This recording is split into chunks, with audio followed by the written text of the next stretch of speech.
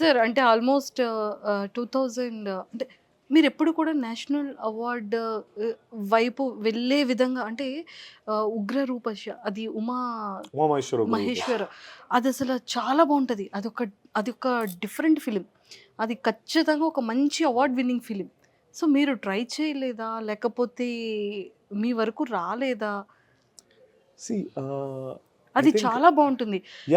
అది బాగుంటుందండి. I think maybe అది మహిషంతి ప్రతీకారం అనే ఫిల్మ్ ఆల్రెడీ ఉంది. మనం ఇది రీమేక్ చేసాం కాబట్టి ఐ థింక్ ఎలిజిబిలిటీ వైజ్ అలా అవ్వదు అనుకుంటున్నాను నాకు తెలిసినంత వరకు. ఓకే.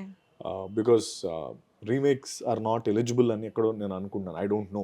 ఐఎమ్ స్టిల్ నేను మేబీ తప్పు అయి ఉండొచ్చు.